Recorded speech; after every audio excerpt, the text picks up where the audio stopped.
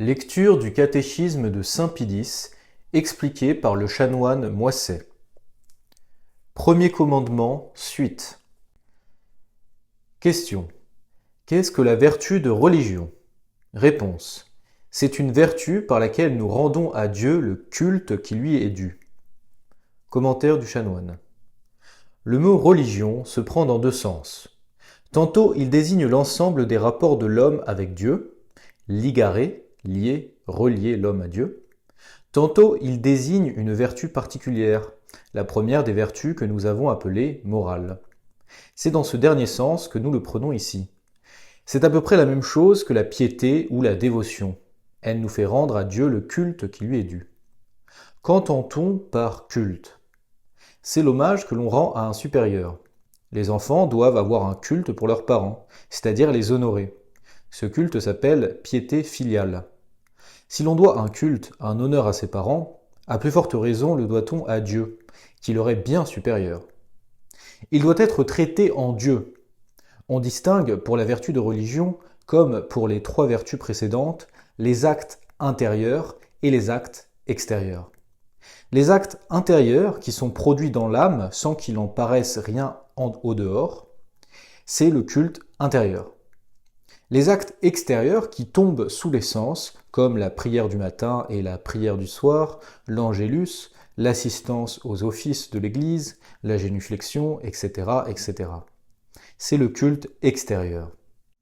On appelle culte public celui que l'on rend à Dieu, au nom de la société, en présence d'autres hommes, dans la forme prescrite par l'Église et par son autorité, par exemple en assistant à la messe, aux vêpres, aux processions.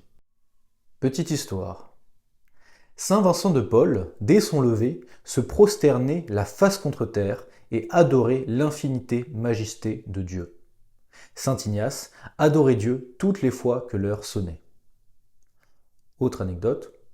Quoique Frédéric II, roi de Prusse, protégeât les philosophes incrédules, il était vivement impressionné de la majesté de nos cérémonies religieuses.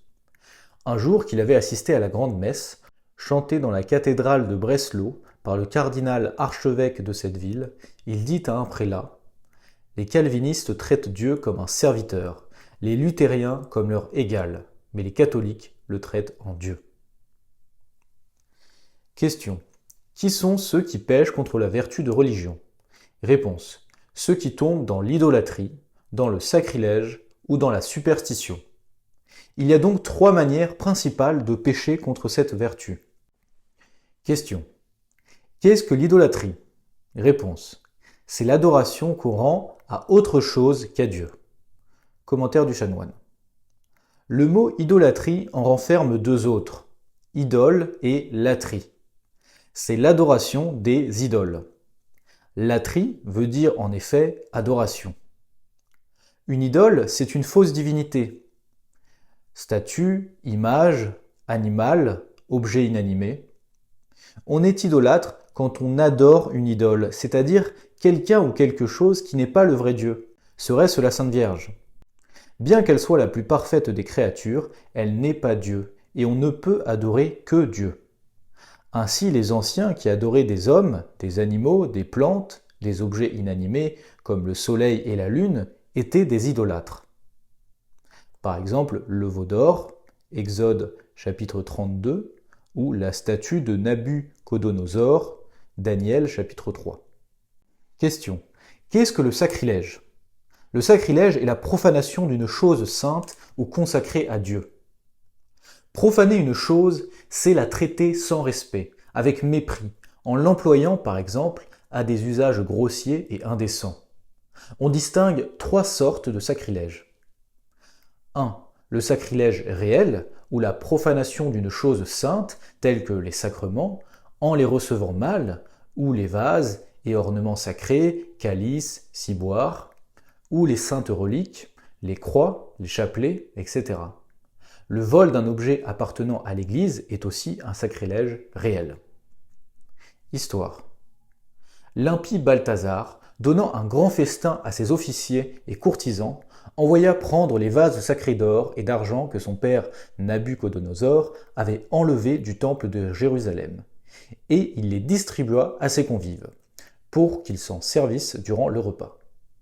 Mais tout à coup, on vit une main mystérieuse qui traçait sur la muraille 3 mots. Mané, Tessel, Pharès. Comme personne n'en comprenait la signification, le roi fit appeler le prophète Daniel pour les interpréter. Il déclara au roi qu'en punition de son sacrilège, sa vie et son royaume allaient finir. Cette nuit même, en effet, les Médès et les Perses entrèrent à Babylone, et Balthazar fut massacré dans son palais. Source Histoire sainte. Autre histoire. À l'époque de la Grande Révolution, des soldats français qui se trouvaient en Italie furent surpris par un orage et se réfugièrent dans une église. Sans respect pour le lieu saint, ils firent porter du vin, et comme il manquait un verre, l'un d'eux, le sacrilège, poussa l'audace jusqu'à ouvrir un tabernacle, prit le ciboire, jeta les hosties à terre et voulut se servir de ce vase sacré pour boire avec les autres. Mais au moment où il s'apprêtait à boire, il tomba raide mort. Source Berthier. 2. Le sacrilège personnel ou la profanation des personnes consacrées à Dieu, comme sont les prêtres, les religieux et les religieuses. Si on les outrage, si on les maltraite, si on les bat, etc., on commet un sacrilège personnel. Cette injure retombe sur Dieu, à qui ces personnes sont consacrées, et qui leur a dit « Quiconque vous méprise, me méprise, et ne touchez pas à ceux qui me sont consacrés. » 3. Le sacrilège local, qui est la profanation d'un lieu saint, église, chapelle, cimetière, etc. Par exemple, Jésus qui chasse les vendeurs du temple, Jean chapitre 2, verset 14. Question. Qu'est-ce que la superstition ? La superstition est un culte ou une observance vaine ou dangereuse. Commentaire du chanoine. On tombe dans ce péché quand on rend à Dieu un culte contraire à celui qu'il a marqué ou que l'Église prescrit. Un enfant ne ferait pas plaisir à ses parents s'il leur donnait des témoignages ridicules de respect. Il en est ainsi par rapport à Dieu. De même qu'il y a la bonne et la fausse monnaie, il y a aussi la bonne et la fausse religion. La bonne observance et l'observance frivole, ridicule, qui est non seulement vaine, mais dangereuse, parce que souvent le démon y intervient. Il y a le culte de Dieu et celui du diable. Or, il est toujours dangereux et mauvais de se mettre en rapport avec le démon. Question. Donnez-nous quelques exemples de ceux qui tombent dans le péché de superstition. Réponse. Ceux, par exemple, qui, pour découvrir l'avenir ou les choses cachées, ont recours au devin. Ceux qui, pour découvrir les bornes des propriétés ou les choses perdues, font tourner la baguette. Ceux qui disent ou se font dire la bonne aventure. Ceux qui prétendent guérir les maladies par certaines paroles, par certains billets. Ceux qui observent les jours heureux et malheureux. Ceux qui témérairement expliquent les songes ou y ajoutent foi. Toutes ces personnes tombent dans le péché de superstition. Commentaire du chanoine. 1. Les devins sont ceux qui ont la prétention de prévoir ce qui doit arriver dans l'avenir, ou bien de découvrir les choses cachées et secrètes. Dieu seul connaît l'avenir. Il le fait connaître quelquefois à certains saints, comme les prophètes, mais pas à ces fripons, que nous appelons sorciers, qui trompent les âmes simples pour soutirer leur argent. Pour eux, la sorcellerie est un métier. Ils en vivent. Si jamais ils devinent l'avenir, c'est par hasard. Ou bien il faut dire que le démon intervient. Car le démon est bien supérieur à l'homme en intelligence, et il peut prévoir, d'une manière certaine, bien des choses que nous ne pouvons pas même soupçonner. Ce serait donc superstition, sottise, d'aller consulter ces sorciers pour retrouver une chose perdue ou se faire dire la bonne aventure, c'est-à-dire ce qui nous arrivera dans l'avenir pour savoir, par exemple, si nous réussirons dans telle ou telle affaire, etc. 2. C'est encore une superstition de recourir à la baguette divinatoire pour découvrir les bornes d'une propriété, par exemple d'un prêt, d'un champ, ou pour retrouver une chose perdue ou volée. Cette baguette tourne entre les mains de certaines personnes très impressionnables, quand elle passe sur une source d'eau cachée sous terre ou sur des mines de fer, de cuivre et autres métaux. Il n'y a peut-être là aucune superstition, parce que ces effets peuvent être expliqués naturellement, par les émanations, les courants électriques ou magnétiques dont la puissance est insuffisamment connue. Mais il y a sûrement superstition à croire qu'une pierre, par le seul fait qu'elle sert de borne, peut avoir une influence quelconque sur la baguette divinatoire. Il faut raisonner pareillement au sujet des choses perdues ou volées. Si réellement la baguette tournait dans ces cas-là, il faudrait dire que le démon intervient. 3. On pêche encore par superstition quand on prétend guérir les maladies, non par les moyens ordinaires, c'est-à-dire les remèdes, mais par certaines paroles plus ou moins baroques, par certains signes kabbalistiques ou certains billets sur lesquels un sorcier aura écrit quelques sentences plus ou moins ridicules. 4. Pêchent encore par superstition ceux qui observent les jours heureux et malheureux, c'est-à-dire ceux qui ont la simplicité de croire qu'un ouvrage, une entreprise, un voyage, un procès, commencé le vendredi, ne réussiront pas. Pourquoi le vendredi, jour où notre Seigneur est mort pour nous, serait-il un jour plus malheureux que les autres? Petite histoire. Le roi Louis XIII avait reçu les derniers sacrements un jeudi. Selon toutes les prévisions, il devait mourir le lendemain, vendredi. « Oh, l'agréable nouvelle !» s'écria-t-il. « Oh, l'heureux vendredi ! Ce fut un vendredi que je montai sur le trône, un vendredi que je remportai ma première victoire. Mais ce vendredi me sera le plus heureux de tous, puisqu'il me fera régner au ciel. » On voit que ce prince était loin de regarder le vendredi comme un jour de malheur. Source d'Assé. Commentaire du chanoine. D'autres craignent le nombre 13. Ils ne se mettraient pas à table s'il y avait 13 convives, sous prétexte que l'un mourra dans l'année. Tel autre tremble en voyant une salière se renverser, un miroir se briser, des couteaux et des fourchettes en forme de croix, etc., etc. Ce sont pour eux des signes de malheur. 5.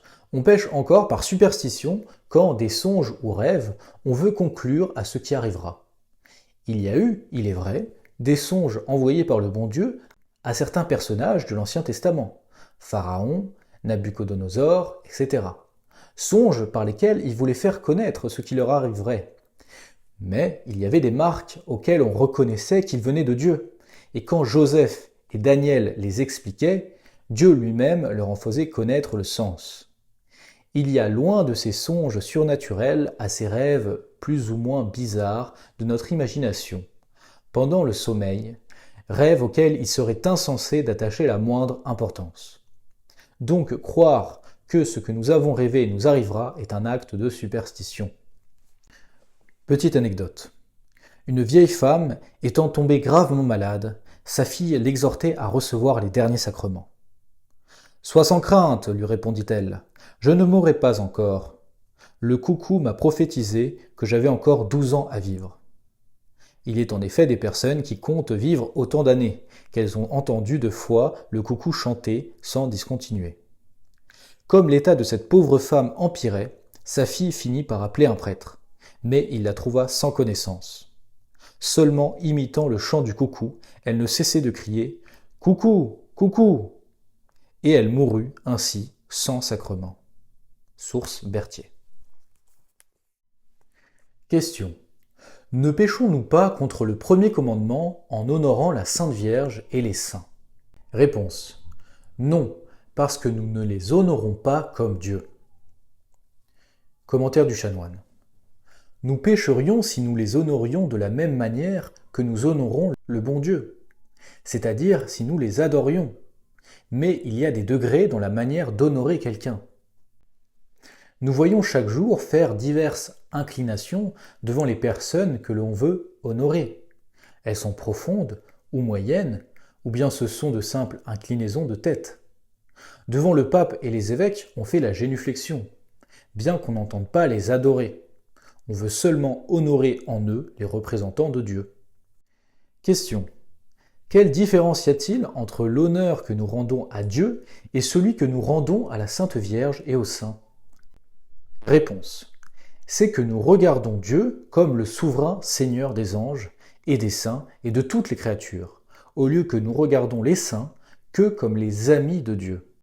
Commentaire du chanoine.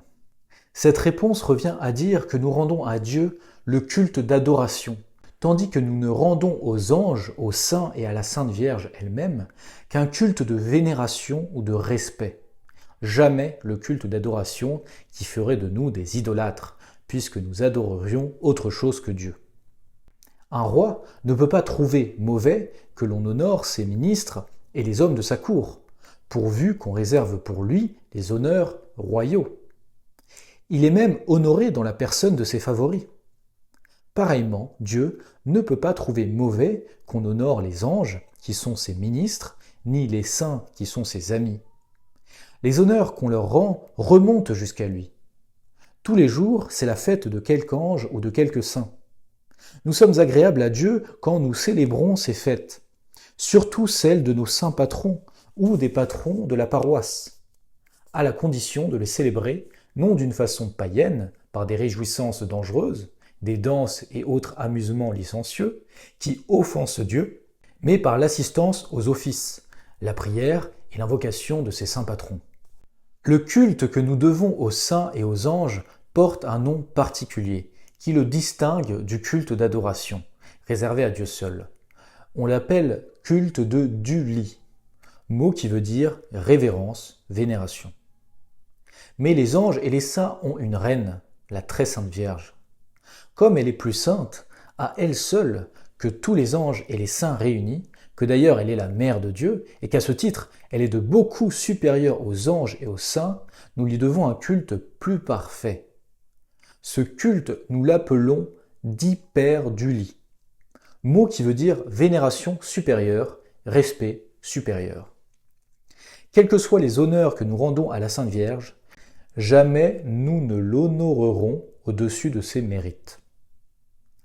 À Dieu donc et à lui seul le culte d'adoration ou latrie, aux anges et aux saints le culte de Duli, à la Sainte Vierge le culte d'Hyperduli.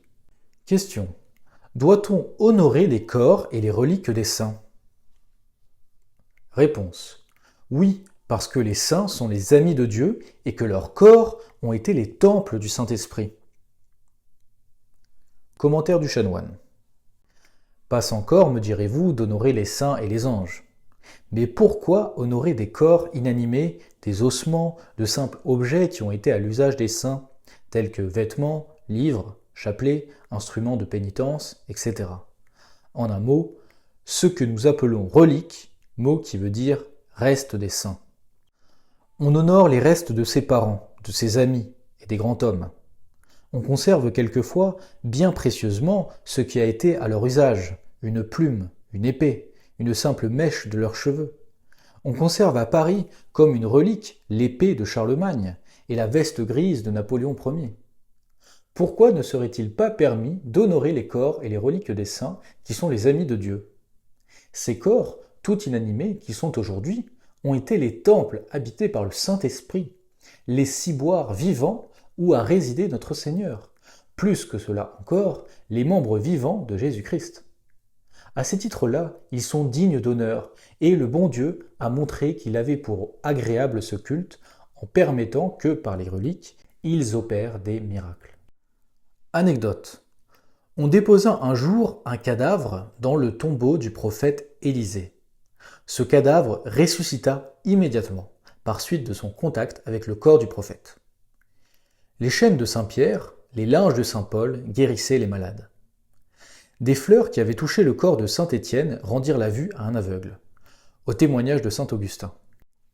Que d'autres miracles ne pourrait-on pas citer? Source Histoire sainte et Histoire de l'Église. Autre anecdote. On conserve à Naples la tête de Saint Janvier, évêque et martyr, et une ampoule de verre renfermant du sang qui, en temps ordinaire, est desséché et réduit en poussière. Or, le jour de sa fête, le 19 septembre, lorsqu'on approche cette ampoule de la tête du saint, le sang qui auparavant était durci et de couleur grisâtre devient limpide et vermeil et bouillonne, pour ainsi dire comme s'il venait d'être répandu. Et ce miracle se reproduit chaque année, le même jour et à la même heure, à la cathédrale, devant une foule immense, en présence du clergé et des autorités civiles. Source Amis du clergé. Autre histoire. Le cruel Boleslas, roi de Pologne, pour se venger de son évêque, saint Stanislas, qu'il avait excommunié à cause de ses désordres, le mit à mort de sa propre main. Et, savourant à loisir le plaisir de la vengeance, il mutila le visage du saint martyr, lui coupa le nez et les lèvres. Puis, par son ordre, ce corps sacré fut traîné hors de l'église et mis en lambeaux, qu'on dispersa dans les champs pour servir de proie aux oiseaux et aux bêtes sauvages. Mais Dieu envoya 4 grands aigles qui défendirent 2 jours entiers les saintes reliques. Et la nuit, chaque lambeau du corps reluisait d'une lumière céleste. Quelques prêtres et quelques personnes pieuses, enhardis par ces prodiges, osèrent, malgré la défense du roi, recueillir ses membres épars qui, par un miracle surprenant, se réunirent parfaitement. On eût dit qu'ils n'avaient jamais été séparés. On n'y voyait même aucune cicatrice, et il en sortait des parfums qui embaumaient l'air. Source Petit Bollandiste, 7 mai. Autre petite histoire. Au XIIe siècle apparut en France, et surtout à Paris, une maladie étrange. Il semblait que les entrailles des victimes étaient dévorées par un feu terrible.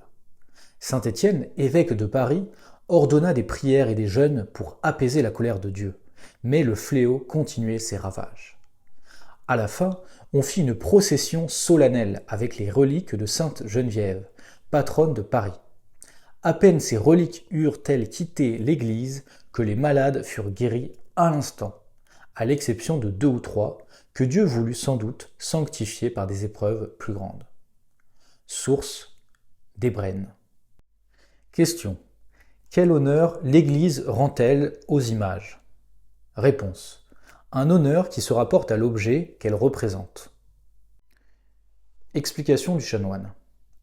Ici, il ne s'agit pas de la personne des anges, de la Sainte Vierge et des saints, ni des corps et des reliques de ces saints, mais seulement de leurs portraits, de leurs représentations, par le moyen de tableaux, de statues, de simples gravures. Tout cela porte le nom d'image des saints. Ne voyons-nous pas tous les jours photographier les personnes que l'on aime, et par ce moyen en garder plus fidèlement les souvenirs? Pourquoi ne pourrait-on pas faire cela, et plus encore pour les saints?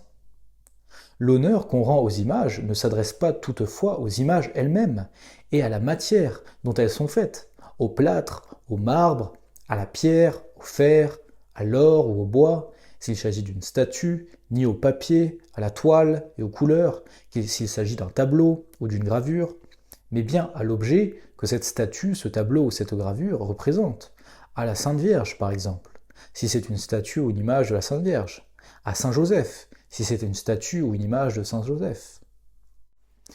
Petite anecdote, quand Saint Bernard passait devant la statue de la Sainte Vierge, il la saluait en disant « Ave Maria, je vous salue Marie ».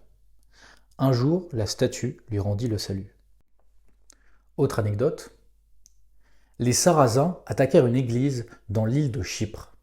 L'un d'eux, ayant vu la statue d'un saint, demanda « À quoi sert cette image ?» Un chrétien qui se trouvait là répondit « Elle fait du bien à celui qui honore le saint qu'elle représente et fait du mal à celui qui la méprise. » « Eh bien, dit le soldat, je vais lui arracher un œil et voir quel mal elle me fera. » Il prit sa lance et la poussa dans l'œil droit du saint. Mais au même moment, son œil droit sortit également de sa tête et tomba. Il fut pris en même temps d'une fièvre violente. Source Berthier. Autre histoire. À l'époque de la Grande Révolution, lorsqu'on démolissait les églises et les croix, une dame impie assouvissait sa rage contre les statues.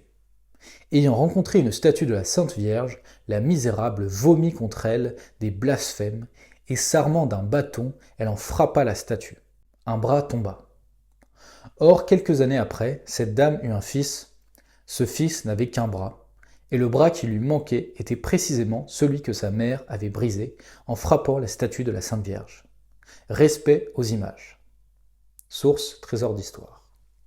Autre anecdote. Un jeune impie conduisait un jour un attelage. Il fit la rencontre d'un ami qui était également en voiture. Ils arrêtèrent les chevaux pour causer. Survint un colporteur, chargé d'une caisse de statues de la Sainte Vierge. La vue de l'image sainte met le jeune homme en fureur. Il descend de voiture et achète à ce marchand toutes les statues qu'il porte. Elles ne sont pas chères, dit-il, on peut en paver la route. Et ce disant, il les plaça sous les roues de la voiture de son ami. Ce dernier évita d'y faire passer son attelage. Non, dit-il, la Sainte Vierge ne m'a jamais rien fait, et puis ça pourrait faire verser ma voiture. Des blasphèmes sortirent alors de la bouche de son ami, qui prit les statues, les plaça lui-même sous les roues de son char et en pava la route. 5 mois après, il tombait sous les roues qui avaient écrasé la Vierge. On le relevait sans connaissance au milieu d'une mare de sang. Ceci s'est passé en 1900 dans le département des Deux-Sèvres. Source Emmanuel Négrier, prêtre. Autre anecdote. Les images sont les livres des ignorants. Un bon paysan qui, au su de tous, ne savait pas lire, prenait quand même son livre de prière lorsqu'il allait à la messe. « Que faites-vous de ce livre » lui demanda son curé, « puisque vous ne savez pas lire ?» Le paysan l'ouvre, il était plein d'images. « Monsieur le curé, ajouta-t-il, je ne sais pas lire, et cependant je prie tous les jours dans ce livre. Je feuillette ces images en pensant aux vertus de chaque saint, et je prie le bon Dieu de m'accorder la grâce de les imiter. » C'était très bien. Source Berthier. Commentaire du chanoine. De toutes les images, la plus précieuse est le crucifix, c'est-à-dire la représentation de notre Seigneur Jésus-Christ attaché à la croix. Là, tout le monde peut lire, et ce livre nous rappelle le grand amour du Sauveur pour les hommes. Donnons-lui la place d'honneur à la maison et sur nous. Quand vous entrez dans la boutique d'un ouvrier et que vous apercevez une lourde enclume, de longues barres de fer, de pesants marteaux, d'énormes tenailles, un vaste foyer, vous vous dites en vous-même « Je suis chez un forgeron ». Quand on pénètre dans vos maisons, si l'on aperçoit bien en vue et à la place d'honneur le crucifix, on peut se dire « Voici la maison d'un chrétien, je suis chez un chrétien ». Anecdote. Un incendie avait éclaté la nuit dans la maison d'un paysan, fit des progrès si rapides que les habitants purent à peine se sauver. Tout devint la proie des flammes.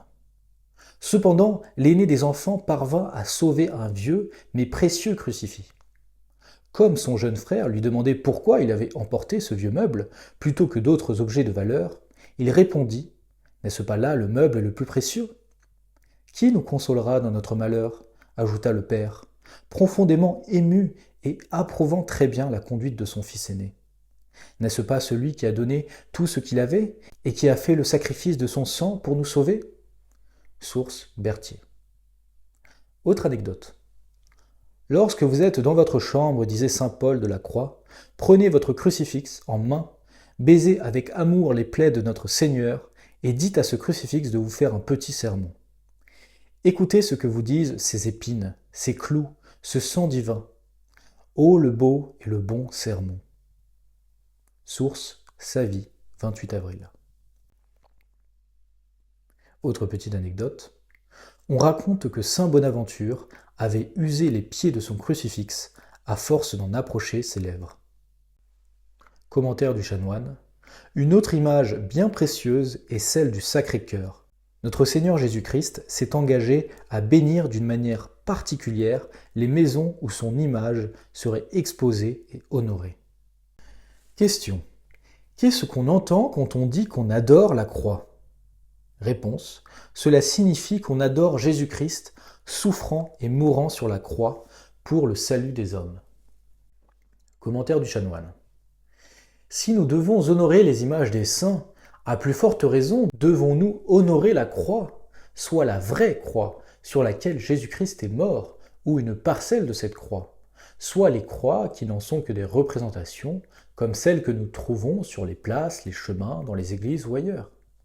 La croix nous rappelle de si grands et de si doux souvenirs. Non seulement nous pouvons honorer la croix, mais nous pouvons et devons l'adorer.